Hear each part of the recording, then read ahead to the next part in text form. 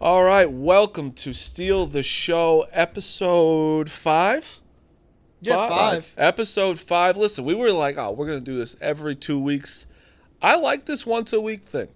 It's Yeah, working out I right do now. too. We could do it around your schedule, obviously, but let me The tell you, if we the can way come it's out lining the Wednesdays, way it's lining up too, we're able to. It's like usually after my starts too, so like always have something to talk about with my start and stuff. So it's good. yes, it's perfect, and it's honestly really cool. As I'm talking, even as a fan now, to kind of deep dive into starts and the way we're going to keep going because now it's May. Soon it'll be September and we'll be like, okay, this is when Cubs are going for the playoffs. I can't wait for that shit already. But first topic right away. So much nonsense was going into your start. You're just coming back. It's your Hmm. second start, away game. Paul Skeenes is all anyone's talking about. All anyone's talking about. I couldn't. It was like, hey, I don't know if anyone knows. Justin Steele starting this game too. I was like, I deleted like tweets being like, I don't know if everyone knows Justin Steele starting. Um, There was some jokes flying around. I was like, man, a lot of people here for my start today. This is But no, was they were definitely there. They were there for Paul Skeens. well before you get into the start, was there like a? Because let me tell you, the Pittsburgh Pirates don't have a ton of buzz sometimes. As of late, was there like an insane buzz at the stadium that day? Oh yeah, there was a ton of energy around the stadium that day. Fans were there early, and it was raining like all morning, and then we went into a long rain delay, and we stayed at the field for pretty much all day. But yeah, I mean, there was people there all day just waiting for the game to start. When he was walking out to start his bullpen, like I mean, the place just erupted. And like I hadn't even like walked out of the dugout yet, and like I could hear it. So I mean, it was pretty special. It just kind of takes you back to that Strasburg debut. Which McCutcheon was the leadoff Yeah, batter for yeah. that as How cool well. was that? How cool was that? And then the leadoff batter today for that game was insane. Also, first player named Paul to make an MLB debut with a mustache and no beard since Paul Kilgus, 1987. Who finds stuff like that? Is that That's Phil? it. That Is that Jake, someone like Phil? that Jay Kuda account, if I'm saying the name Yep. right, he's like a stat head like guru. Like he'll find the most obscure stats like you could ever imagine. It's a great account to I follow. took a screenshot of it. I'm like, this is the stupidest thing I've ever known, but I also really appreciate it for Yeah. no Yeah, reason at all. I want to Um, say I saw it too. but yeah, so Paul Skeens, everyone's talking about it. Can't wait. He gets drafted this year. Came up so fast. I mean, first batter strikeout, second batter The strikeout. place erupted when he got that first strikeout. Like, It's felt like playoff dude, baseball a little bit dude, there. the energy. I mean, you can't really when that place is packed. Like, it's loud in there. Like that place is like I've heard during the playoffs.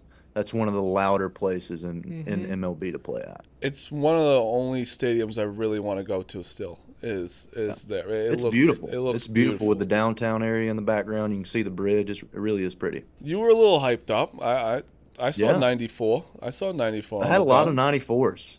You threw a ton of fastballs too. You really do love that fastball, and I like it. I didn't know that was you because I asked you your favorite pitch, and you said my four seam fastball. I, It's not 102, but I can run up to 94, 95 on a good day, maybe once it warms up a little bit. But not it's not like a kids game in Iowa at 12 o'clock. I was throwing like 88, 89 down there. But yeah, but yeah, take us through a little bit. You getting ready, like the whole, because it's just another game for you. You know, yeah. you've done it so many times now. It's your second start back. Take us through kind of your day. Yeah, like I said, when I was walking out to warm up, the place was going nuts because Skeens was walking out to warm up. So it was kind of cool to like just be a small part of all that, be able to experience it firsthand and stuff. So something I'll definitely remember. But as far as how I felt and stuff, I felt really good. Like you said, velocity was up a little bit. Felt like I was spinning the ball well.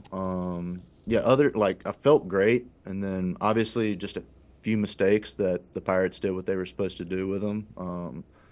Did my job of getting the two strikes. Just got to do a better job of executing the sliders once I get to two strikes rather than giving up pumps that end up turning into 3-2, 3 runs, 2 runs, just chunks of runs. one time. It's a lot better when those are solo shots because it's only one run. But yeah, just got to do a better job of that. The walks as well. Just got to be able to execute pitches. But as far as how I felt and stuff, I felt amazing. So maybe, just a suggestion, throw a ball. Exactly. Maybe when it's 0-2. As soon as I came out of the game, I went to my pitching coach. I'm like, what am I doing? Just throw a ball. Like, you have 2 strikes. You have so many balls to work with. Just throw a slider in the dirt. It doesn't have to be. It doesn't have to be perfect. It just has to be good. Yeah, why'd you throw that slider over the middle of the plate? That was an awful decision. It's so dumb, isn't it, Phil? Like, what am I doing? It is, because first 2 innings you were shot, like you were pitched. That's the probably one of the more frustrating parts, because sometimes as pitchers you don't have your stuff. You just don't have it. You had your stuff. It's just 3 pitches were back to back. Let me tell you, that hurts. Me and Phil were those 2 strikes. Me and Phil texted each other, God damn it. I think it was the strikeout to Reynolds. It was like right before. I was like, our guy doesn't throw 102, but he'll blow 92 by you. And then literally right after that, I see the Connor Joe home run. I'm like, well, I just jinxed him. I saw that. Phil did jinx you for sure. It was definitely his fault. We'll blame you. We'll blame the runs on Phil. Yeah, I'll take the runs off your ERA for you. Yeah, Phil can take that ERA off of mine. That'd be nice. No, but yeah, you were pitching great. Like, it's really good. When you look at the numbers, it's just like, oh, he gave up 6 runs, but it's like you didn't in a way. In my head, I'm like, you're going to be completely fine. And the funny thing is, you just got to do it again on Thursday against Skeenes. Yeah, facing the same team, just a different field. And the same maybe might line up with Paul Skeenes again. Yeah, as of right now, which is probably going to happen, Paul Skeenes will be pitching again. And listen, you get a buzz no matter what when you go to Wrigley. At least be more on your side this time. Yeah, no doubt. Was it seeing him pitch? Did you see, like, I don't know how you are during a game if you're watching the other pitcher. Like, I don't know if you're locked in. Or were you watching him pitch? I made sure I was in the dugout to watch his first inning. Dude, stuff like that's almost like historic in a way. So, like, you want to make sure you have your eyes on it. Because usually I'm, like, doing something else, like doing something to prepare for my inning and whatnot. So, like, but for that, like, I made sure I watched the first inning. And, dude, it's the buzz is real. Like, it's 100 to 102 fastball, a 96-mile-an-hour splinker, or what the fuck is that? He calls it a. Dude, it's effective, man. Like, when you're throwing 102 and you have something that has a little drop to it at 96, like, it's effective. And then he threw some really good sliders as well. Like, starts on the inner part to a righty and then ends up being low and away. Like, dude, when you're throwing 102 and you have something that moves that much, it's so hard. It's a splitter and a sinker? Yes. So, pretty smart of me to put that together with a He's the real deal, dude. It's no, legit. he is. It's not one of those guys that gets all the hype, and it's like, when he showed up, it's like, yeah, he's very ready for the major leagues. We talked about it on a earlier episode. We were like, you see what he's doing in AAA. Like, you might as well just put him in the big leagues and start letting him develop at the big league level so he can, like, learn faster. Waste of time in AAA, 100%. Yeah, he was dominating. Yeah. Did you have anything from the game, Phil? I was gonna say, like, there were like. Coach me up, Phil. Yeah. What can Justin do better? Yeah, tell me what I need to do better. Like you said, when you get to 0-2, don't throw the ball right down the middle. Make a better pitch 0-2. That's what I say. Keep the ball in the ballpark. Don't throw strikes when you have to. So basically, now Phil gets to just like you have to answer the Twitter trolls after your six earned runs there. Yeah, but bad starts like that happen. It's a May start versus the Pirates. Just flush it down. You'll be good to go on Thursday in front of your home crowd. That's just the positive vibes. Okay, so who's better, Craig Counsell or Meek Phil? Who's a better manager or who's your pitching coach? Pretty inspirational there. That was pretty inspirational. I'm definitely moved by it. The thing is, we got to watch out for Phil to make burner accounts so he can say what he actually wants to say to me. Have you ever? We haven't even talked. Have you ever had a bad tweet about Steele? No, not once. Not once. What was the thought? I had to think because he never pitched versus the Mets because I was going through his career like starts. I was like, did he ever pitch versus the Mets? And I was like, probably not. All right. I don't think I have. Yeah. Yeah, because this year you probably would have if it lined up. But they play us in June, so All And I right. can say us because I'm a fan of that team. Yeah, so. you can. Of course, you're on the team. We'll have to line something up for that. You'll purposely line your start up just so you've pitched that weekend. Yeah, just shut them down. Gotta have both of y'all there for that. Yeah, no, that's what we should try next Yeah. trip. June. It's at Wrigley, right? Yeah. Yeah. But yeah, so tell us a little bit mindset wise, like, because I know you're you're completely fine next, like you're gonna have a bad start. It's just you don't give a shit about it anymore, right? It's like next game. Yeah, I do a pretty good job of flushing things immediately. Like even during the rain delay, like I was walking around talking to everybody. I mean, we had already like done a good job of like coming back, tying the game up. So like Yeah. vibes were kind of up in the locker room during the rain delay, but I think the UFC fights were on in the locker room, so I was like watching that, like just talking to everybody and stuff. I mean, dude, it's literally baseball. Like I tell people this all the time. Like in baseball, if someone looks good, that means someone's looking bad. So like Someone's gotta look bad. yeah, if a pitcher has a bad start, that means the offense probably had a great day at the plate, and vice versa. Like if it was a tough day at the plate, the hitters are pissed off. That means the pitcher on the other side's probably really happy with. I mean, how it's a things- negative sport. Like if you have it a is. 4 It just ERA, is. people are like, "Oh, it's not bad," and it's like you're in 4 runs. Like that's usually not good, but that's how negative baseball is. Even Yeah. hitting wise, go 0 for 5 one day, and then the next day you're 5-5. It's like, oh, he's the best player in the world. Also- DFA him the next day. Also, in a long season, like you can't like dwell too much on one game too. It's just 120 games left in the season at this point. and Like, and Exactly. second start. Like Yeah. you need, because the first one doesn't count in my eyes. So it's just like you Yeah. got hurt, whatever. Second game, you 0 runs. This one's 6, and then the next one, fuck the Pirates. That's what I'm gonna say. The Pirates are on my shit list. They ain't doing shit on the. I mean, on no, you Steele gotta stuff. tip your cap to them. I mean, they did what they were Yeah. supposed to do with those, the pitches that Listen. didn't execute. So, but like you said, I gotta face them again on the turnaround.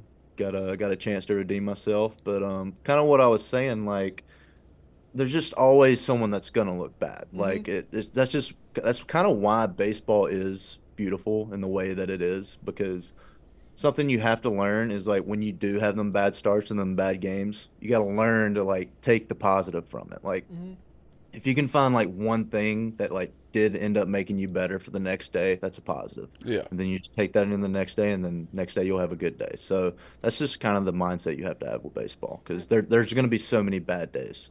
And O'Neal Cruz might have hit that 400,000 feet. yeah, I mean, I put it in a good spot for him. That I shit left it was right in there for him. It's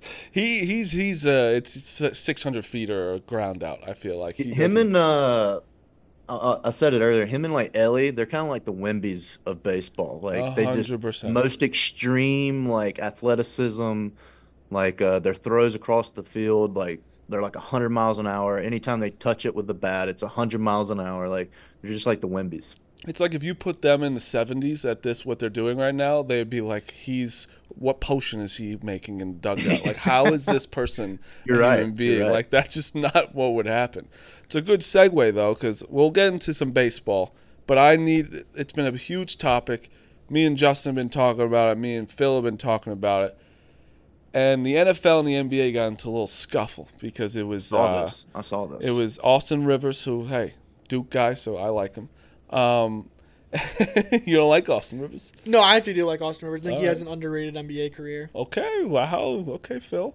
And then James Jones went at it from the Packers. They're weird fight. They were talking about how much a lot money of they people were made. getting heated. Like yeah. So this is what the thing with that gets heated is because NFL players always resort to they're not tough enough because they play a really hard sport and they are tough people. We all know that. Totally. But that's what they resort to. It's like, oh, NBA players are soft. You wouldn't last a second.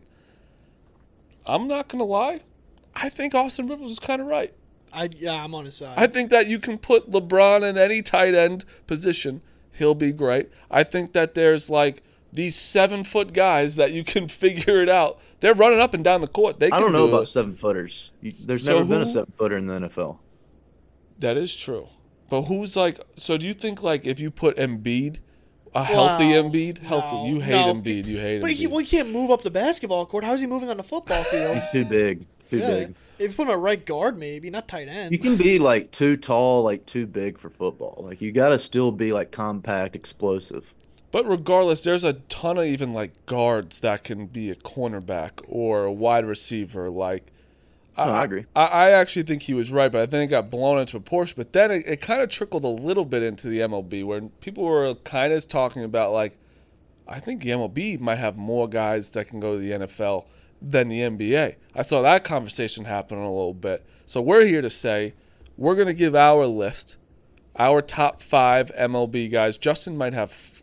He just went through every team. I have a long list, but there's also a lot more players in the MLB than there is in the NBA. 100%.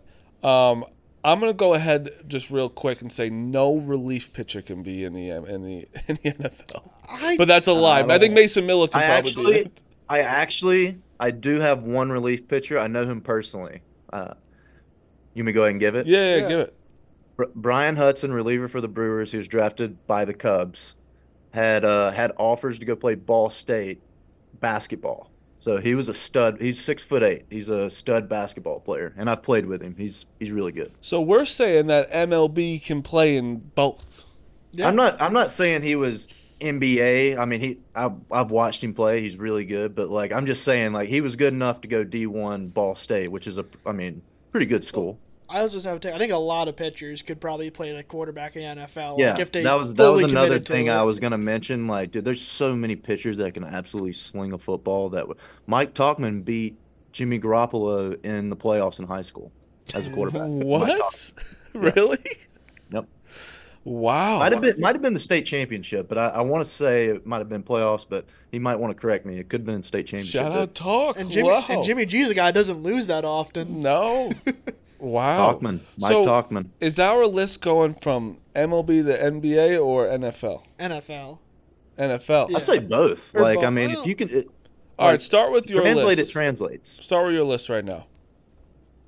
Okay, if Jorge Soler would have grew up in America, I think he would have been a top defensive end or a tight end coming out of high school, SEC bound for sure. I love that. You didn't seem like you like that. I know, I do. Okay, I like that. I think I agree. He is with you. a huge human being. I was gonna look up his height and like weight. Obviously, it's different now because like he's a professional baseball player. Another one is Dalton Varsha for me. That he is a catcher that can probably run a 4.4. So the toughness as a catcher, 4.4, can play outfield as well. He bunts and like beats bunts out. Like, okay, he can also hit the ball a mile. So like that's a guy for me. That he can also play like almost every position on the baseball field too. Yeah, like outfield. Just athletic base. guy. Yeah. There's a few Orioles I think could translate. Gunnar Henderson is a superb athlete. Cedric Mullins, Austin Hayes, all three of those guys. Where would you put Gunnar on the football field? Safety. Just laying people we can talk. out. Adley Rushman tackled Christian McCaffrey on a kickoff. Right. So we got to include Adley Rushman. Yeah, Rushman. I forgot too. about that. Good call, Phil. Good call. Wow. Okay. Yeah. All right. We got to. Tyler O'Neill. I don't even feel like I have to explain this. No. That guy looks like a football player. Yeah. It's actually, you don't have to say anything. He's just fucking huge. Yeah. He's yoked. Like Judge and Stanton, like I they're just very large. Like I feel like I could see them like a defensive end, like somewhere like that. So I'll go ahead and I'll give Judge. Judge definitely can. Judge could play tight end and get you like 10 points a game. 5 years ago, yes. Yeah. Because he can't. I've seen him run around third base. He can't run very fast. That's just a Yankee fan. And I love Stanton. He's my guy. No, he's not as quick as he was back in the day. So. He just got to stay healthy. Yeah, he's not trying to run too fast. All right. Bobby Witt and Hunter Renfroe. Renfroe has a cannon. I think he could play quarterback. Has an absolute cannon. I can see Bobby Witt, he's a crazy athlete, too. Like, crazy athlete. And Bobby Witt, also crazy athlete. Super fast. Yeah. Byron Buxton. Crazy athlete. Crazy athlete.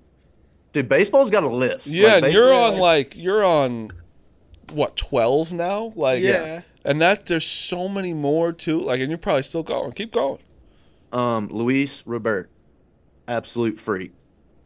Another guy, like, I think it's different when you grow up not in America, so like baseball's kind of like your bread and butter, but like he's another guy, like if he grew up in America and like played American sports, like I could see him being an absolute freak on the football field. Yeah, it's like the saying that like Big Cat has, where it's like if we made our best athletes play soccer, we'd win the World Cup every year. Yeah, that's actually a fair point too. Yeah. It's just not something you grow up with. Yeah.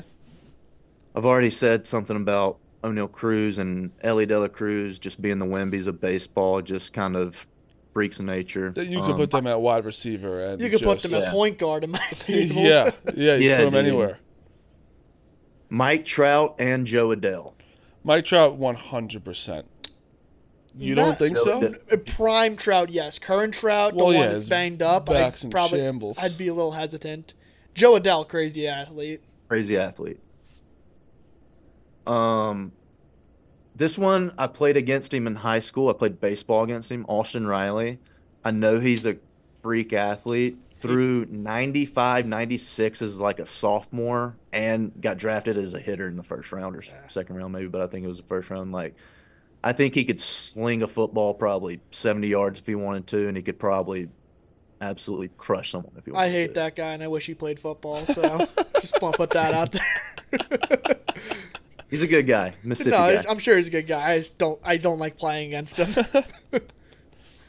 Already said Brian Hudson. Wisdom, Patrick Wisdom. Okay, I was going to say, any Cubs? That So guy, I he's- think you could put him linebacker on the line somewhere. He could put a hurting on somebody if he wanted to. He's very strong. Huge pump yesterday. Absolute miss out of center Yeah. field. Yeah, it Yeah. was. Already said Talkman beat Jimmy G in high school, so he could have been an NFL quarterback. PCA could play safety, cornerback, any type of position like that. I feel like a lot of center field you could say they could just play secondary. Like, Yeah. Yep. Just because of all Basically the what ground you're they doing. cover. Yeah. Yeah.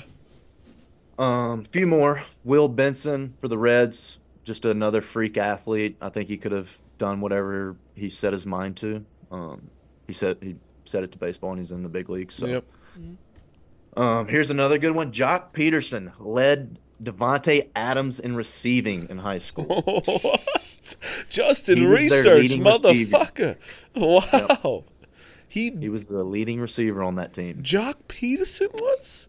Yes. You can fact check me. No, I believe you. I just can't see it. Can you see it? Jock was he put on some weight in the majors. Yeah, I guess it's Like, back in the day. Yeah, it's Like He's back an in- athlete. He came up as a center fielder, so that's why. Like now you're trying. Yeah, to picture now it. I'm just like, yeah, but that's wow. Also, Jock Peterson, Futures Game 2013, he signed the ball for me. So Wow, I really? like, yeah. That's really nice, Phil. He does not remember that day at all, but I do. Okay, a few more and then I'm done. Mookie and Jay Hay. For sure. For sure. And then Tatis, if he grew up playing football. And then this is one of my favorite players to watch in the big leagues, and I think he's a guy that's a good enough athlete. He could have done whatever. Cronenworth. That guy can, like, you can I put him agree. anywhere in the field, and he can play it well. And he's a good at bat every time. Yeah. And I just think he's a great athlete. I think he could have done whatever he wanted. So basically, what we're saying right now is that the MLB has the best athletes. Well, I said it before the pod started. I think a lot of baseball players they definitely could passively in the yard shoot the basketball around, throw the football and be athletic doing it. It's very hard for other guys in other sports to come into baseball and look athletic playing it. We've seen Giannis take BP. He's a great athlete and stuff, but if you haven't developed the skills of playing baseball over the course of your life, it's you just cannot pick it up and be very good at it. It's just not how it works. It's kind of like Very- golf. You can't just pick it up. Yeah, no, you're right. Hitting wise is only Kyler Murray is everyone's. He can. He was drafted in baseball and football. Yeah, but he played it his whole life. Play his whole life. But you're right. If a lot of basketball players that I've seen try and pick up a bat, it's they don't. It's like a foreign object in their hand. I They mean, have you no could tell idea. pitchers to pick up a bat and they'll look foolish in a box. That's also sometimes. true, too. No offense, Justin. Hey, I like to hit. I like to hit. I like to think my swing's not that bad at any But, given time. but it is true though. If you've only pitched your whole life, and usually that's not true until maybe high schoolish, people really just Yeah. stick to one. But like, still, you don't have a bat for 8 years of your life or 10 years of your life. You kind of forget how to do it. Like, I think Stroman said he gave up hitting because he couldn't hit a slider. Like, it was That's an old usually quote. when people go play lacrosse. Yeah, you play lacrosse whenever you can't hit a curveball. But yeah, no, it's a fun conversation because you kind of had most of. I had Trout in his prime. I had Ellie De La Cruz. I had O'Neal Cruz. I had, who was the other person we said? We had one more guy that we were both. Was there anybody I didn't say that y'all had? I want the rest out there. Brett Beatty was Garrett Wilson's quarterback in high school. Oh, So Okay. that's- Brett Beatty. Okay, we'll put Brett Beatty on there. got Garrett Wilson to Ohio State, right? Yep, the same one that plays for the Jets. Wow. Yeah, I knew that much. But I was trying to I was trying to make sure I remembered the college right. Yeah. I was trying to think of someone on the Yankees that, like, I think Anthony Volpe would be a good slot guy. I just think I think he'd be a good slot guy. But I think it's also NFL guys, what they're going to tell me is like, oh, put him over the middle. It's like, well, don't go over the middle then. I don't know. Well, you put NFL guys over the middle and they'll get popped. Yeah, everyone's Yeah, going there's to not get a lot of popped. guys that go over the middle. Yeah, I know. They try not to go over the middle anymore because Yeah. they get smoked. And other Yankees, because Stanton's always a good one, but he's a piece of glass right now. And baseball kind of has not the same kind of toughness as football, but 162 games is long, man. Like when we were talking to Hosmer, like how he played 159 games in like 5 or 6 consecutive seasons. Like, dude, that's like a different kind of like endurance and toughness, but a little different than NFL. But there's an aspect to it. That's the thing too, where you got fucking Stephen A. Smith, who is like, he doesn't watch baseball. I know he doesn't. It's just a fact. It comes up on ESPN, so he has to talk about something. When Mike Trout got hurt, he's like, how do baseball players get hurt? He's like, I understand if they get hit in the arm with the ball or hit in the leg or whatever. That's not even the leading thing of where guys get hurt. When only way you get hurt with the ball is like you get hit in the hand, like, and obviously the head or something. But that's the only way you're getting really hurt. People just have such a they don't understand the playing 6 out of the 7 days of the week, Sometimes 7 in a row. and sometimes 7 in a row, and like 14 in a row. yeah. also like a lot of injuries in like basketball are non-contact. Yeah. A lot. And that's Usually like ankles and stuff like that. yeah, and baseball, just because it's not a contact sport, which you could have collisions, whatever, but like it's the same as every other sport. You're going from you're doing something with your arm that's not supposed to be happening. Pitchers are not supposed to be throwing the ball overhand. That's just why it's just not supposed to happen.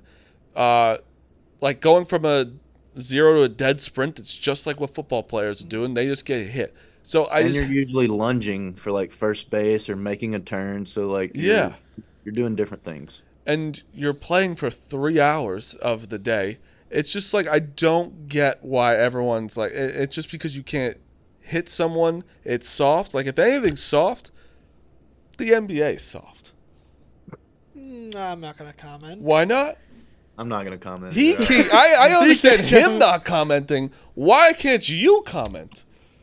I do think the NBA is like soft. I don't think anyone's really soft, to be honest. But I'm Yeah. just saying, like, I don't get why baseball gets that connotation of like, oh, I don't understand how anyone gets hurt. They stand around all day.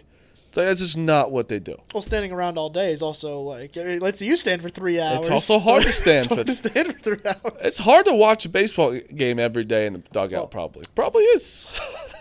Like, for example, like I don't watch other baseball games. The only baseball games I do watch is ours. Like even when I was in Iowa rehabbing or in Arizona, like I don't watch other baseball games. Like I'll only watch ours when ours comes on. And it's just because I'm invested, like obviously in our team and stuff. I have realized that professional athletes don't watch their sport unless it's your team. Like I've asked an NBA guy, he goes, "Oh, I watch unless like will you watch the World Series?" Yeah. Yeah, like Well, I was at the final game of the World Series in Arizona, and I left early. I can't take this anymore. It could have been. Yeah, I here. was just kind of like, I kind of want to leave. Yeah, it's like a weird feeling. Like, It's Yeah, gotta be. it's a weird weird. It feeling. was weird. And you've never pitched in the playoffs yet, right? No, I haven't. This year. This is The year. Diamondbacks were the team that took our place in the Yep, playoffs. They that- were the team that finished like a half game in front of us for the wild card, I believe. Yeah, that hurts.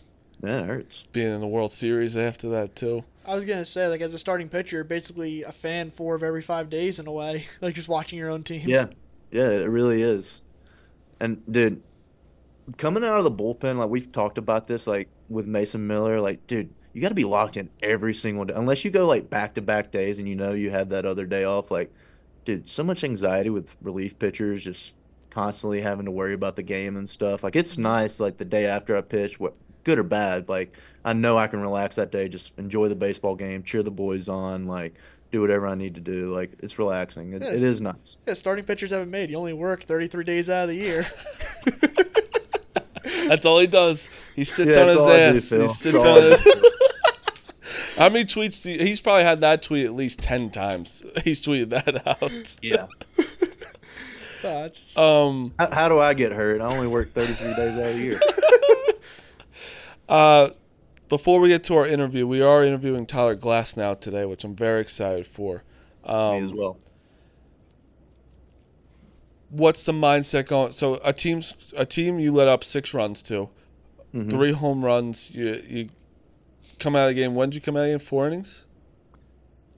Yeah, it was the 4th inning, but it was because of the rain came. I was gonna keep pitching. Yeah, the rain happened, and then they like obviously starting pitchers. Once you have that long of a break, you don't go back out. But I did come back inside and go in the cage and like throw like another 20 pitches just because I'm still trying to build my pitch count up. And dude, I was talking to my pitching coach. I was like, I just need like a normal start, like some normalcy to like build my pitch count up, because like the first start had the hamstring, and then last start had the pitch count, and then this one the rain like stopped me from pitching to like build my pitch count. So And Paul Skeenes.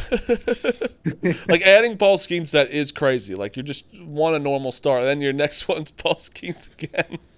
Yeah, but yeah, like the weather was weird. Like it was raining all morning. It stopped just for like pretty much us to play 4 innings, and then it started pissing rain again. Yeah. So yeah, but I went inside and threw like 20 more pitches, kind of just to build the pitch count up. Is that like one of the worst feelings, like when you know a game is going to be delayed, but it starts up anyway?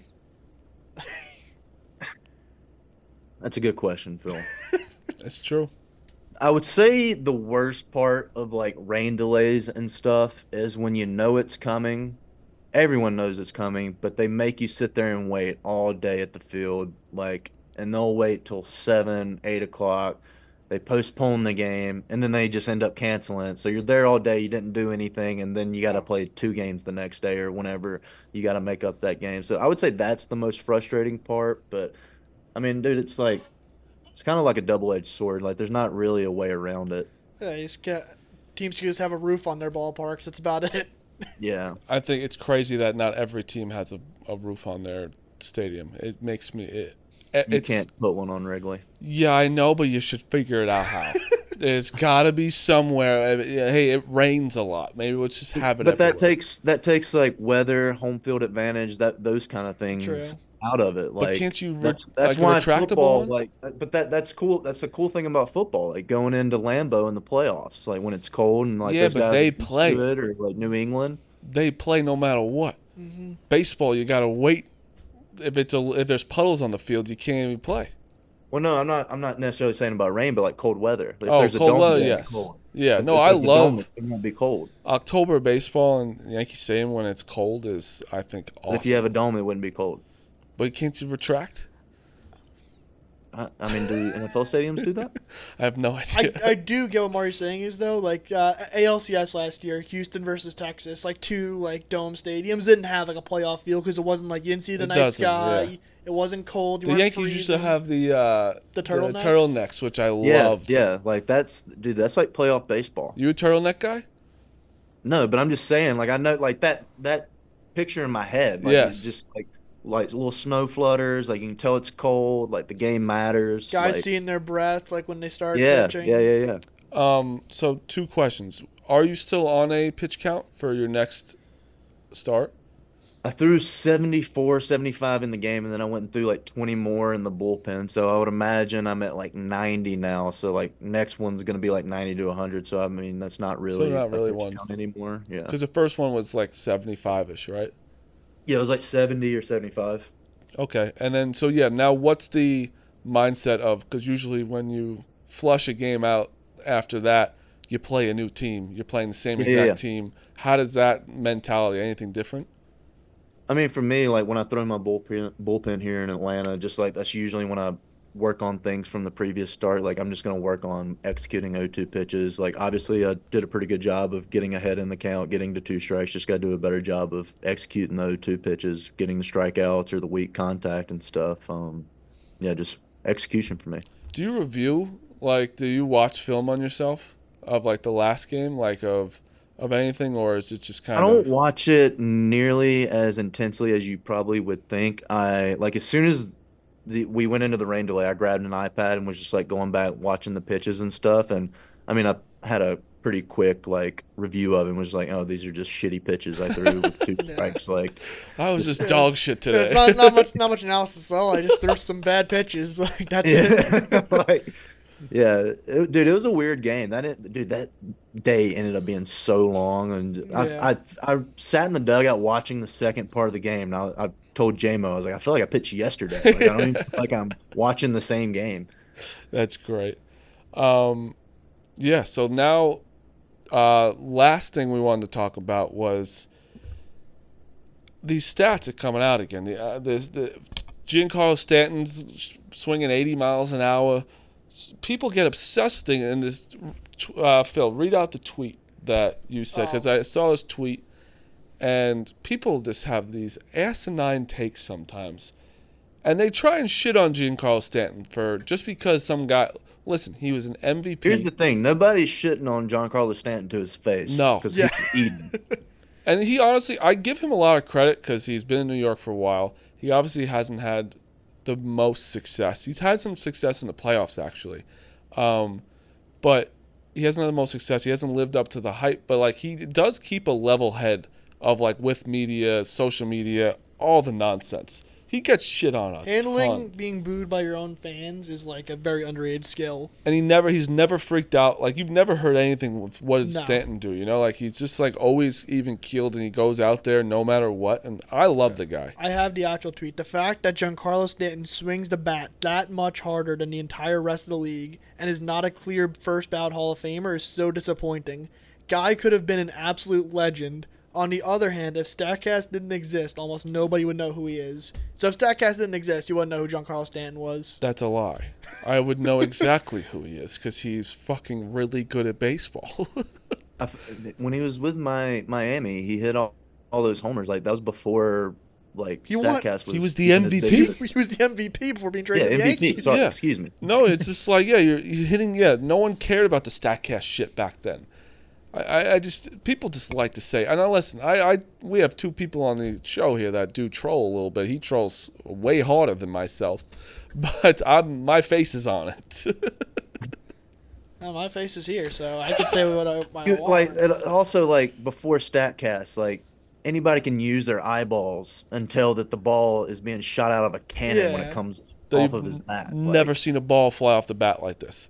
yeah. Like, he still does it. He has the hardest hit home run this year already. Like, I don't know. People just get fixated on different types of people, and the narrative is like if they aren't an MVP again, that they're awful. So- you know what I mean?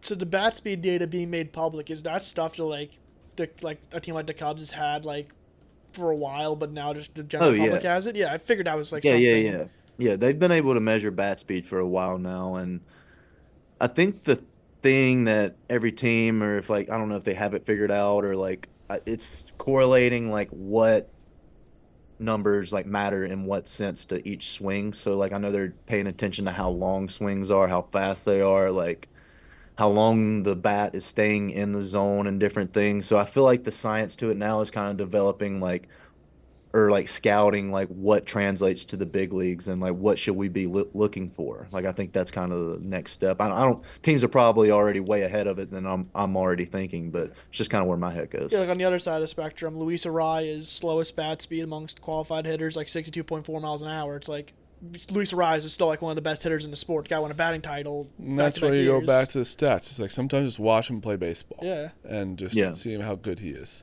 Exactly. Any Cubs updates? Like how's Swanson doing? Suzuki's is back now. Like how is it? Does the vibe change a little bit when you're back? All the boys are kind of getting back together, where getting all healthy and everything. Because Bellinger's been looking better. Yeah, the boys had some great at bats the other day in Pittsburgh. Like even when we were getting out, I felt like we were smoking the ball right at them. Like I looked at the scoreboard, it said fly out, fly out, fly out, line out, and they were all hit like over 95 to like 105 miles an hour. So yeah. Same thing with like Belly, like just lacing the ball, hitting it hard. I felt like all the guys were. And to speak on Dansby a little bit, Dansby's doing such a great job of like, and he's always done a good job of like when he's not in the game playing, like he's walking around the locker room, talking to everybody, like making sure everyone feels involved. Like he's kind of like a second manager in that sense, which is really cool to see. Like just yesterday, I was sitting on the bench watching the game, and like he's kind of doing the same thing, just talking to everybody, like, you know, chit chatting. Like that stuff's like really cool to see, especially like out of someone you consider like one of the leaders of the team. Yeah, he doesn't have to do that. Some people don't do that. Some people just some people don't do that. Stick to themselves, and it is cool to see, because that's how teams get good. You could have the best teams. Yeah, we have a really good group of guys, like camaraderie. Like everyone likes each other. We're always picking each other up. Like it's a good group. We got a lot. We're gonna do the voicemail thing next show, no matter what, because a lot of the comments on YouTube were like, you should take some fans questions from Cubs fans. Mm-hmm. So we'll tweet that out this week. I got the baseball to the guy, by the way. You did. Nice. He was very appreciative of it. Well, Phil still hasn't posted the clip that someone won, so. Well, I want me to name another winner. I had another winner already last show, but should we announce this winner on so again people can get involved? Okay. I'll announce. Okay, so the winner I said before, Will Disbro, he got the ball from Justin. Do you want me to say right now the other winner that I had? No, I want you to wait till next round. Okay. So I'll just keep this guy waiting. Yep. Okay. I want you to wait. He's gonna wait because then you're gonna announce. So then people can go subscribe to the show again, because the Rumble and the YouTubes will come out. Because last time, Justin, it was after the Cubs game on Tuesday. I went back to the hotel, and obviously hotel Wi-Fi is hard to download shit and everything. And I guess I fell asleep, and I posted it the next day. Posted 6 minutes. It was up for like 40 minutes. But I was up at like 7:30, 8 o'clock in the morning, so no one really saw it. Yeah. So I deleted it, got it back up. Listen, our YouTube, our Rumble does great. Shout out to the fans. We really do appreciate you. We want to hear what the new ideas you want us to do too. Like I like that the NFL MLB shit today going into because the Skeenes everyone wants to hear about that shit. Maybe you talk to Skeenes. Maybe have him come on, huh? If I get a chance to talk to him, I'll try to. I know he doesn't do like the social media stuff, so like I'll have to. I saw him only time I've seen him down across the field or something. Yeah. Maybe take a long time to walk in after you strike the guy out, and then be like, "Oh, it's Paul, before you pitch, podcast later." I think that's how we get Paul Skeenes on right in the dirt. podcast. Yeah, right into the dirt behind the man. Want to come on, steal the show? Yeah, steal the show? Question mark. Check yes. Check no. All right, that's our plan to get Paul Skeenes on. He was on Pat McAfee's show. I saw that. Wait, that's like big time. Yeah, that's big time. He went on there. So yeah, listen, we're the same size as Pat McAfee's show, so we can get him on here. All right, next up is Tyler Glasnow. All right, let's welcome on. You know what? I'm going to introduce you in a way. You are the nicest guy I think I've ever met. You have a 2 ERA fucking playing for the Dodgers.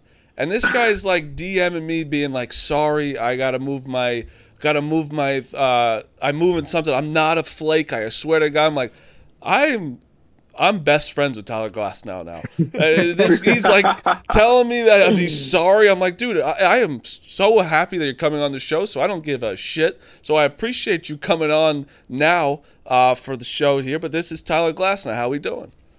I'm good, dude. Thanks for having me on. Yeah, you got a job to do, dude. I don't want to mess with your schedule. Yeah, I'm glad I'm on the show. I like your guys' stuff. I didn't even realize he pitched one day. He pitched one day. I get one run in 7 innings. Like, oh my bad, we got to come on this. I'm like, yeah, okay, that's fine, sure.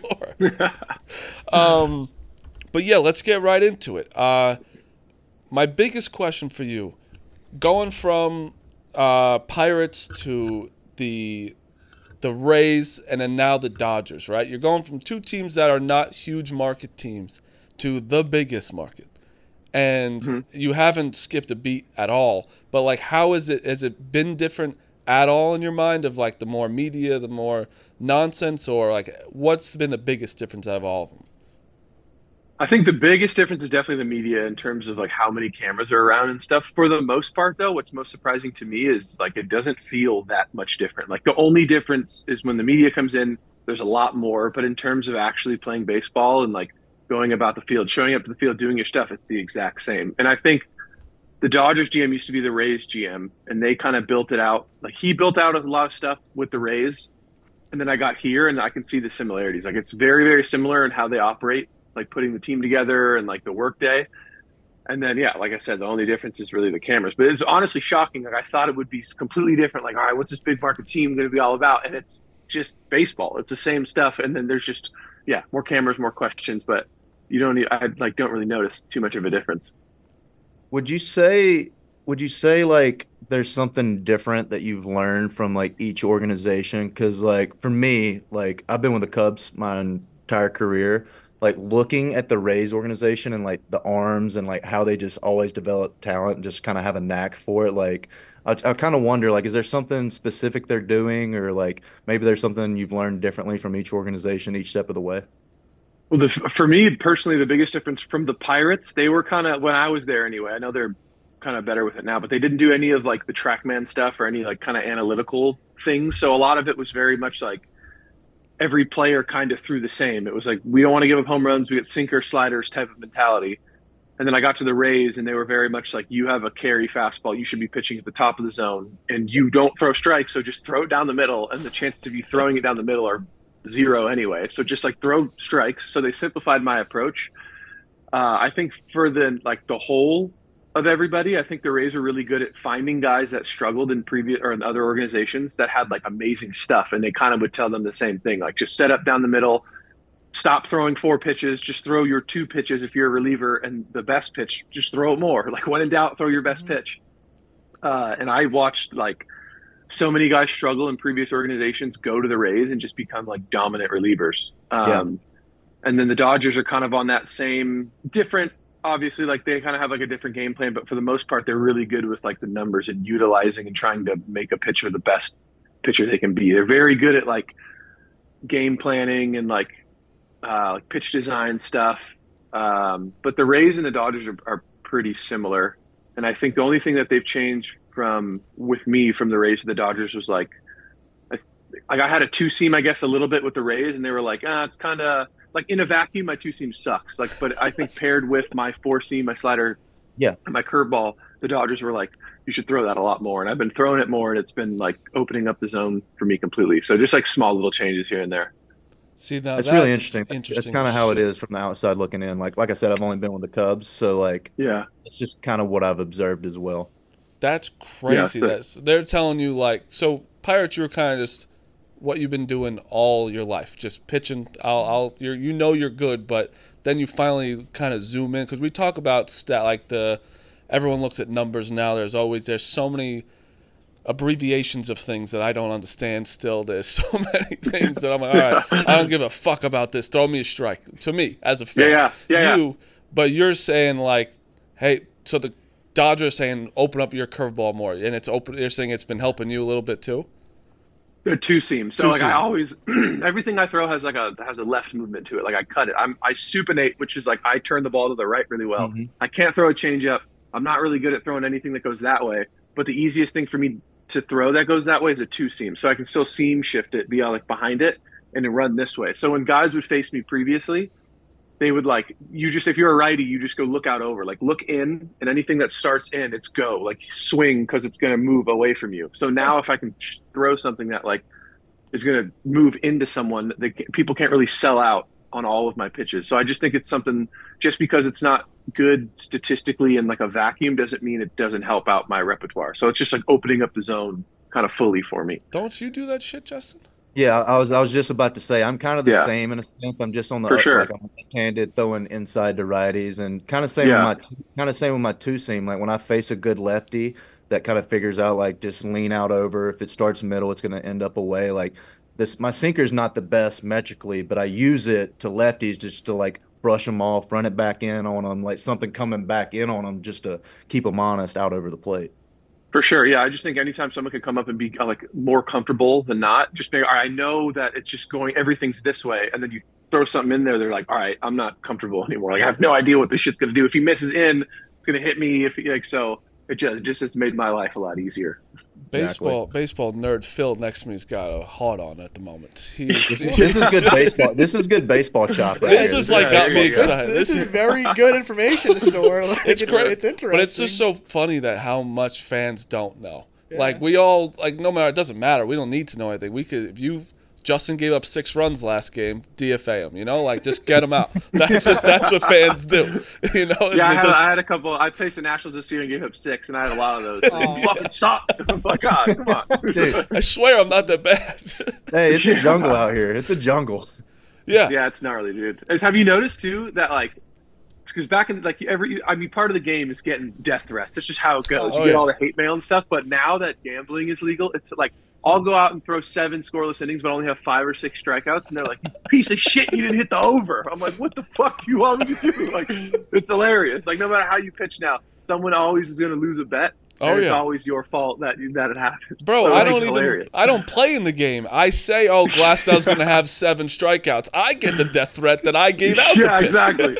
Yeah, so you get it exactly. Usually with bets, there's like another other side of it. There's like an under you could have took or something. You could have gone the other way. Like exactly. It's not my fault. Just do more research.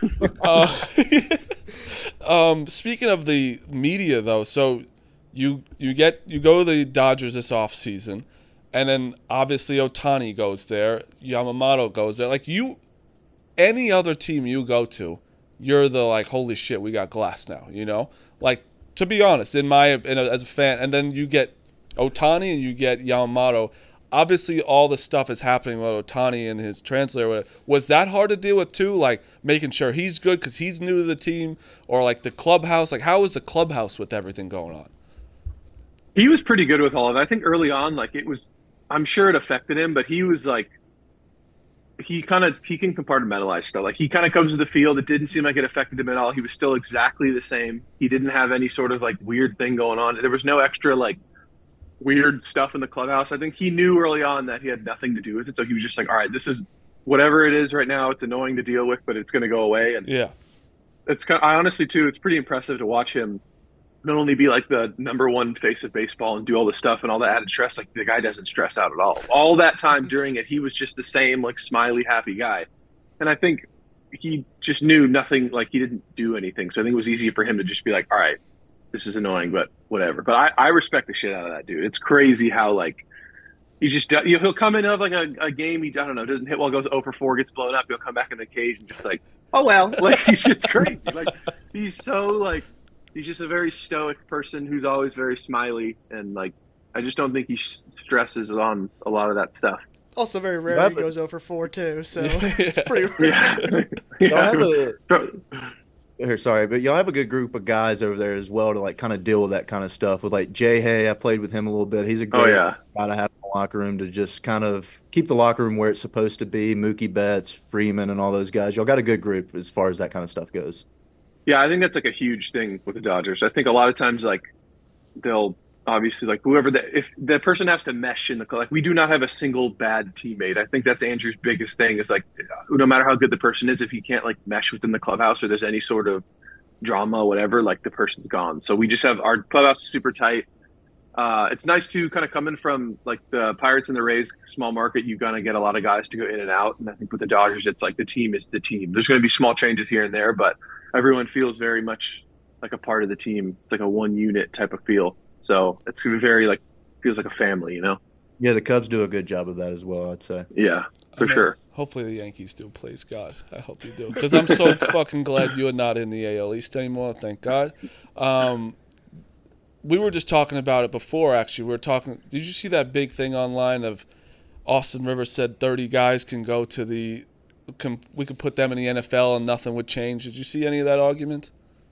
No, what did he say? Oh goodness! Yeah, oh, so goodness. this is great. This is great. Now, yeah, Tyler, how many guys in the MLB do you think could not just NFL but could like compete at another sport if they focused on it their entire life and like like they did with baseball? because we said like from the jump. I had a list. I had a list of he names. had like If you take if you take the people in all 30 teams, I can nitpick whoever, and they start their life playing football, being in the NFL, yeah, or basketball or whatever, or even That's like hard. right now, like we even said like we think Mookie can be in, like he can pick one of them and just pick it up because he's just like an athletic freak, you know. He is an NFL. I think NFL might be tough. I don't know. He could be like a DB or something. I guess I don't know how like. I guess it's true. I think Mookie definitely, if he basically already is a pro bowler. Like he could do whatever he wanted if he started out. I'm sure. How the fuck is he I'm good gonna at say bowling, football by the for way? sure. How is he good at bowling? There's a lot of dudes, huh? How the fuck is he good at bowling? Who has he sit He did there all everything. day? Yeah, it's ridiculous. I know. Nuts. There's a lot of people, dude. I think within football, especially like Avisel Garcia. I'm thinking about a bunch of dudes that played with that. If they started in the beginning of their life to play NFL, I think it could be quite a few people. I don't know. Maybe I'm just biased because I just like want. But we said baseball players. no one can really just pick up baseball. You know what I mean? Like no, it's a skill-based sport for sure. Yeah, because we said that Giannis came and like had a bat in his hand. It was like he didn't know what to do with it. It was just like, this guy's a freak, but he can't play. But it just doesn't translate like that. Baseball gets a bad baseball's rap. like golf. Yes. Yeah, it's a skill-based sport. That's why you see like it's such a like the demographic of baseball players is great. It's like every man's sport. You can be fat, you can be small, you can be like it's crazy. Everyone looks so different, but it's such like a monotonous skill-based sport that it's like completely different from all the most like athletic sports. 100%. Tyler, did you play any other sports growing up? I did football, baseball, track, basketball. Track and baseball were my two like biggest number 1 and 2s, but there was not really any like avenues in track and field past like college. So What specific track was it? Like long jump, sprinting? What was it? I did high jump. High jump. I was like big with high jump growing up, and then my brother did decathlon at Notre Dame. So I think if I did play baseball, I would do like some sort of decathlon because I did like shot put, I did 100-meter, 200, high jump, and like 400 sometimes. So I would just do like a multitude of stuff. If I went to college, it would be decathlon. What was your PR for high jump? My dad was a big time track guy in high school. He held this record for high jumping in Mississippi for the longest time. So I stopped in 7th grade or 8th grade. I did it when I was in I was like 4 to whatever, and I think I was like 5'10" in the 7th grade, which is pretty decent. Yeah, and then I went to like the Junior Olympics when I was in bantam. I was like 9 or 10, and I got I think I was like 5'8". I don't remember what I got. And then the last time I tried it, I was like a junior in high school, and I remember they got done with a meet, and it was like 6'3" was on the bar, and they just got done. And I went and like did a little one step and did it my junior year. So I was like, well, shit, maybe I could kind of get back and do this. 6'3" up there. That's up there. Just a little one stepper, dude. I honestly do wish I could go back and like figure out how high I could jump, but I don't know. Whatever. Things work out. It's fine. There's pictures. I have pictures of my dad. He was doing it like the barrel roll, like the other way. Oh yeah, the old way. Yeah. Yeah. Now it's the flop. So you've gone your last start. You went viral because yesterday I'm on the plane. I was talking to my fiance, and she's like, I was like, oh, I'm interviewing Tyler Glasnow. She goes, why do I know that? Is that the guy who just they talk about his girlfriend for they met on the baseball field with the ball? I go, what the fuck are you talking about? And I'm reading the thing. I'm like, holy shit! So you gotta tell us about that. So you gave a girl a ball with your number on it. She ends up coming back with her number on it, and then now you guys have been dating for 3 years. Yeah, I was in the dugout, and I was by our team photographer Will, and I saw her sitting in the front row, and I was like, "Ooh, she looks cute." And then I had him, which is it's kind of creepy when I tell the story again. I had him zoom in on her face, and I was like, "Wow, I think she's like cute. She's got like the girl next door look." I was like, I'm gonna try and get her my number. And the only difference in the story, I wrote my number on a ball and I gave it to Thomas Culkin, who's a clubby, and then he went out to the stadium and gave it to her. I saw her get it, and I was like, "Text me." And I guess she had tickets to 2 of the games. It was like someone else's seats. And then she came back the next day and she wrote on the ball, like, "No, you text me," basically. And then ran it over to the end of the dugout, like threw it at me.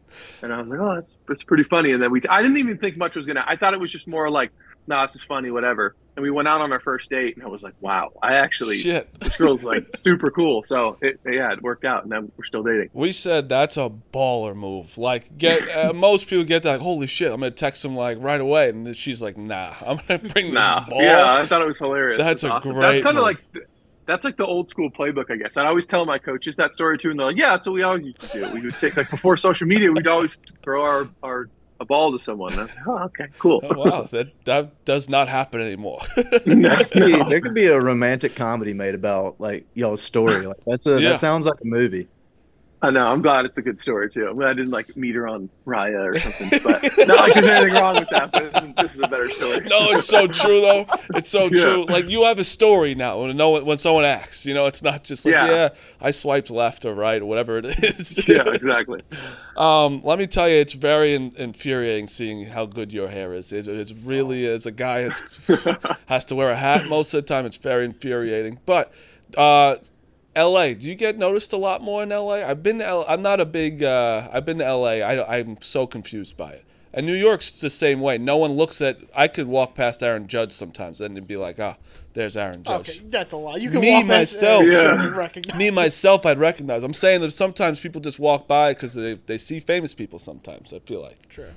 Do you get? I think LA is probably more used to that stuff, but I definitely get recognized a lot in LA. I got a lot in Tampa. I think too, because I'm like tall and have long hair. It's just kind of like, I don't know that person, but like I feel like maybe there's LA for sure, especially by the stadium. Like, Dodger fans are so huge. Like, especially within downtown, people love the Dodgers. I live closer to the beach, so I get recognized there sometimes, but not as much. I think people are kind of in their own world, not as much as like baseball fans and stuff. But if I am like out and about, I guess in LA, it is kind of, it can get a little crazy, but nothing like insane. Justin, didn't you like live like right by Wrigley like your first time that you played? I can't drive in Tyler. I grew up in the middle of the woods. I was just telling them Agricola, Mississippi has a population of 340 people. So wow. Yeah, like that's not I real. cannot drive in the city. I'm terrified of like parallel parking and stuff like that. I'm terrible at that. That's a shock. It's completely different for sure. Yeah. Duffy played with you guys, and he lived by Wrigleyville too. And I was like, "What are you doing? Why are you living so close to the field?" It's everyone thinks to live early, I feel like, and then you leave. Well, I used to be able to like walk into the field with like the workers when they were walking into Wrigley and stuff. So, and that was really cool. But now it's a little tougher. Yeah. Like, I gotta like drive and park and stuff. But dude, Wrigley, it's a special place. You've been there obviously, but dude, I love Wrigley. Yeah, I went on the field. Yeah, for it's the one of my first favorite time. places. Got Marty on the field there. I felt like a child. Oh, that's as I ask everybody. I don't know if you probably know because everyone in the major leagues is talking about it. I hit off major league hitters now. There you go. This off season, I went 422 off major league pitching. Wait, I actually saw a video. You were like, what? You were supposed to like foul tip it, but you got a hit or something. I forgot who it was. He got 4 hits. Tyler, he actually got 4 hits. A guy That's threw. Fucked up. Did you play baseball in high school and college or whatever? I played D3 college. Oh, there you go. Yeah, not bad. So, this off season, I'm facing Justin. I'm now going to be asking you. You think I have any chance against you? No. I think you have a chance. I think you depends how you have a chance. I think everyone's got a chance. I just don't know how high of a chance. Like, if I got like my normal stuff going, I can throw pretty hard in bullpen, so I can get it up to like my average kind of speed. So I don't know. What is that? Like, if in bullpens, I'll be like 94, 97, maybe get a 98 or something like that. Okay. I usually don't like in season try to get up there, but I can like mimic my normal speed. I don't know if you. I think you could definitely get it like a. You could hit the ball. I don't know if I don't know if you get hit. Well, I don't know. I guess it would all depend. Yeah, no, these were legit hits. My first hit right back up the middle. It was. Let me tell you, it was. I was very surprised, to be honest. Yeah. But How that's hard were they throwing? Was it like game speed or was it like bullpen speed? yeah. No, he threw. First one was Greg Weissert. He's on the Red Sox right now, out of the bullpen. Okay. He was throwing 96, and then the second Oh, guy there you go. was J.P. Sears from the A's. He's throwing like 92, 93. Meek Phil over here already. He says no one throws 91, 92 anymore, and Justin is just Okay, it's different when it's righties and lefties. You don't see many righties throw like 89 anymore. Yeah, that's true. Tyler, what was the development of your like routine, like being in different organizations and like especially like coming up through the minors and stuff? Like, was there a specific year like you kind of set in your routine? Like for me, coming back from Tommy John surgery, like that was kind of like when I like really started diving into my routine and like what I need to do and stuff. So like, what was your process like? So the Pirates were really good about it was Scott Mitchell and Justin Message, especially that I can remember. Like they were huge about developing a routine early, like early pro ball. It was like all the best starting pitchers have a routine, figure out your routine. And it's been forever evolving, obviously just how you feel and like what you have to warm up and everything. But I think early on, like my routine started in like low A, like 2000, probably before that, but like a consistent full season routine was probably 2013. I really started to like kind of have a like that monotonous 5-day routine. And as I got to know myself more, it changed and like things over the years change. You got to warm up differently. But I think I've been like obsessed with my routine since like 2013, 2014. You do the same So thing every time. that was gonna lead into my next question. Are you a guy like on game day who's like AirPods in, not necessarily talking to anybody, or are you kind of loosey goosey chit chat when they're? I'm very loosey. I like to treat it like a normal day. So like I was kind of curious how you were. I'm not headphones in. You can talk to me and do my normal stuff, but I definitely have a little bit more like every day. Like I'm not starting. I'm like pretty much just I'm as loosey goosey as it gets. I feel like I do my routine and stuff, but I'm always like fucking around. And then the day of my start, when I wake up, I just have a little bit more of like an edge to me, like Yeah, stuff well, that wouldn't that's what I was annoy gonna me. say, a little edge. Yeah, like things that wouldn't annoy me, but if I wasn't starting, like do annoy me the day I am starting. So I get a little bit. I'm just a little bit more like short and a little bit more like it's just like this is my day to day kind of thing. I don't like tried it, but I definitely there's a change for sure. Like I'm a little bit more on edge, I'd say. And then once I start my like training room stuff, and then like I'll after that is done, I'll put my headphones in, go work out. And I'm pretty like, and then when I'm starting, that's when I change the most. I'd say like I get really, I'm a dick. I'm not a dick, but I'm like You're just locked in. You're just locked in on the I like like task that. at hand. And Yeah, like I have some. Yeah, I got some fire to me. And if something like a bad inning or something, I'm not afraid to come in and blow some shit up. Like I've broken a lot of things in some dugouts and like towel rolls, and like I have some pretty gnarly blow ups. But then after I'm done, I like bullpens especially too. I'm fine the day of my bullpen, but like if I don't execute in a bullpen, I get fucking mad. Like I like yell and stuff. So those are the 2 days where I'm like, it's only 2 days I get to do anything. So when it's not good and I'm not getting anything out of it, I get fucking pissed. So, but like 5 minutes after it's done, I'm pretty good about like separating it and going home. I'm like, whatever, that's cool. So that's cool to know. Like even days I pitch and like I'm trying to like talk to everybody and treat it like a normal day. Like I definitely still have an edge to me. Like I'm definitely shorter. Like you're just focused on like the task at hand. Like you know it's your day. yeah, definitely for sure. I do respect that too. Like guys that can be super like themselves and kind of like loosey goosey. I'm like, how the fuck do you do that? That's crazy. Like I do know some other guys like Kershaw. I haven't seen him pitch yet, but he's very like he gets into he's like routine, like kind of intense guy too. So it's But everyone interesting has a little bit. It's interesting to think about Kershaw, like how young he was when he was drafted, and then like right into the big leagues. Like he's probably like got similar routine stuff like when he was in high school that he's doing in the big leagues. Like it's kind of crazy to think about. For sure. People, when I first signed with the Dodgers too, they're like, who was your favorite Dodger growing up? And I immediately was like, oh, Clayton Kershaw. And then now I'm like, he's like 4 years older than me. It's like, I was in high school watching him pitch in the big leagues. And like now that I've been there, everyone's like, Kershaw's your favorite player? I'm like, yeah, that's kind of weird. He's like my age almost. But That is yeah, crazy. it's hilarious. He's just like, he's a savant, dude. He's like the best. I don't know. I feel like he was as good as he was in high school as he is now. Obviously, things have evolved. But even now, watching him come back and throw his bullpens, it's like, his first bullpen after his capsule stuff, like he just executes everything. He's just a freak. He's so good at baseball. It's incredible to watch him. That's cool to know.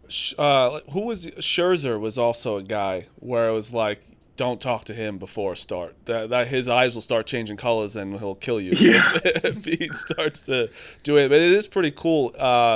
Who is there anyone on the team that I always like to ask player, like, who's like, is there a prank guy? Is there a guy who's always the funny guy in the dugout? Because the Yankees' answer was always Brett Gardner all the time. He was always doing some weird shit in the dugout or the clubhouse. Is it more relaxed, everyone's just boys, or is there one certain person that stands out?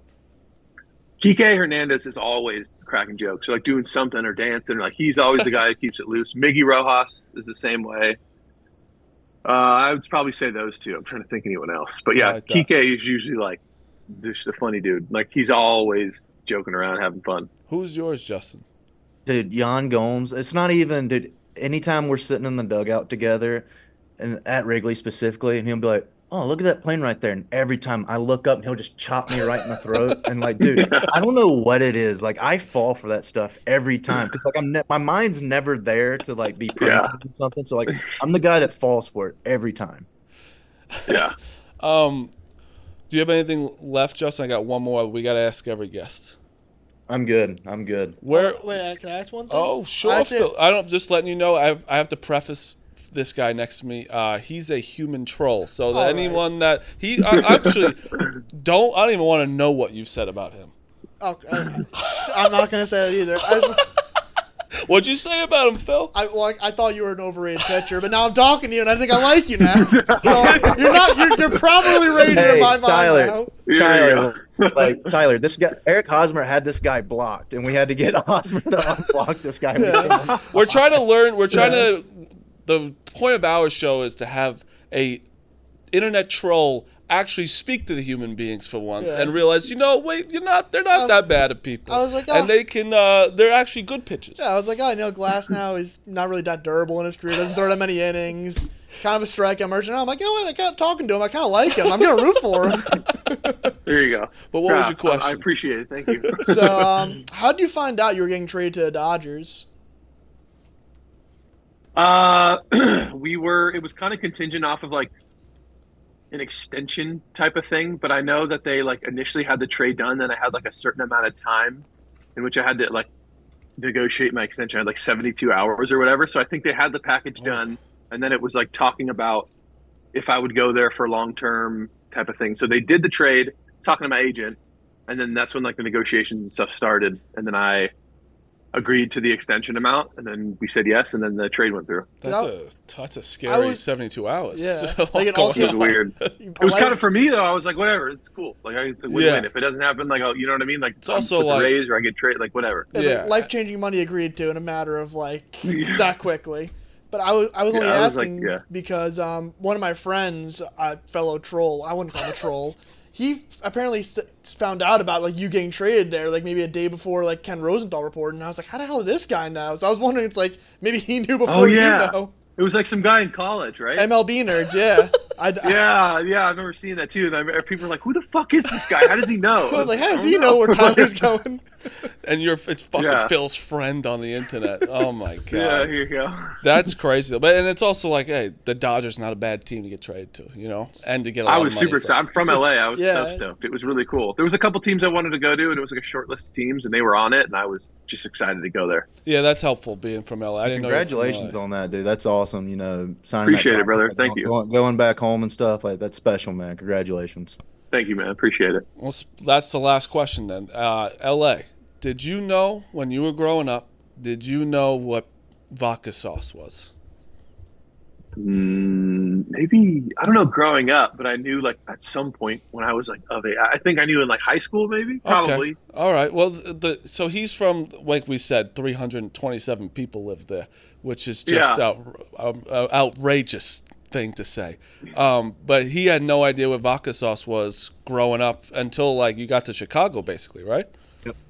And like I didn't realize a lot of people didn't know what it was, and it's been freaking me out ever since. I think from being from LA, I think like there's so many like restaurants, it's like, yeah, I know what vodka sauce What's is. your- Like, I got more than 300 people at my house. Favorite LA restaurant? I wish I thought about this before. I haven't been to a bunch of places, but let me think. There's a place called Pisces. It's like a walk-in sushi place down by the Okay. beach. Nice. There's a place called Fishing with Dynamite. That's good in Manhattan You're just Beach a area. full-time. You're a beach guy. I mean, you definitely have a Yeah. surfboard somewhere in your house. What'd you say that name was? Fishing with Dynamite? Fishing with Dynamite, yeah. So that's something people where I'm from actually do. Oh, really? Maybe that's how they get their fish. Who knows? Yeah, they put dynamite in there. Well, I appreciate you, Tyler. Thank you for coming on. That was awesome. It was very cool to hear all about the two-seam. It's cool to hear like when you guys are both aces on teams, right? And you're no matter what, still like trying to figure out ways to fuck up these hitters is very cool. Yeah. It is, because sometimes you think like, oh, you got the talent. You're just gonna go out there and figure it out. No, you're still looking at this shit every single day. We were just talking to him. His last start was against Paul Skeenes, and all the hoopla around it, all the nonsense is happening. You still got to lock in on all the little stuff. So it's very cool hearing from you, and I really appreciate you coming on. Yeah, for sure. Thank you guys for having me on. I like your show. You got a good thing going here. So thanks. Thank you. I appreciate it. Thank Tyler, you. thanks for Yeah. coming on. It was a pleasure getting to talk to you, brother. Yes, and listen Thank you to too, Tyler man. Glasnow. Appreciate it. Appreciate you, man. We'll talk Good to luck you. the rest of the way as well. Yeah. You too, dude. See you guys. Thank you. See ya. Peace. And that is Tyler Glasnow. Listen, that was a great. That was great. We'll close out the show. It's cool to see, like I said, like even you, Phil, like as an MLB fan, it's just cool to see, especially when his eyes opened up when he heard how he throws, and it's just cool to see you guys go back and forth about pitching, and it's like it's a nerdy thing to do, but I love It is that nerdy, shit. and I'm not even like one that dives into the numbers very deep, but like I know what's being said and like Yeah. can talk about it and stuff like that, and like I'm in the game, like constantly trying to make adjustments and stuff, so, 100%. like having to use it. No, but yeah, Tyler, it was a great interview. We're on a roll with guests right now. That was a lot of fun. I enjoyed that. And that's a guy I just DM'd out of nowhere. He was awesome. And he was awesome. And he just like, I'm a good-looking fella. Wow.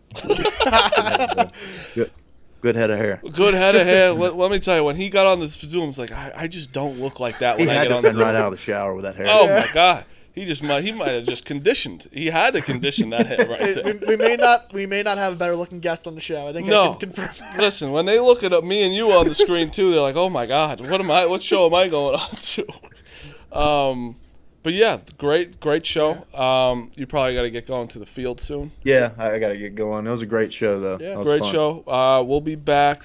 Wait, you pitch He pitches Thursday. Thursday? Thursday or Friday, they might change the rotation Oh. again. I don't know. Oh yeah, because you guys got like 6 starters now. Yeah, I don't even know what day I'm starting yet. We'll Like, just say- Saturday was yeah. kind of like up in the air too. Yeah. So Thursday. We'll say you're pitching Thursday. We'll be back next week at some point. Monday, Tuesday, could be Sunday, whatever day it is. We'll figure it out. All right, that's Steele the Show, episode 5. Appreciate everyone listening. Make sure you subscribe. If you subscribe, you have a chance to win. Justin just sent the ball to, what's his name? Will Disbro Will Disbro. from And he got it already. That's, Yeah. hey, shout out you for doing that. That's great, how quick that actually happened. Tell him to, like, tweet a picture out of it, something.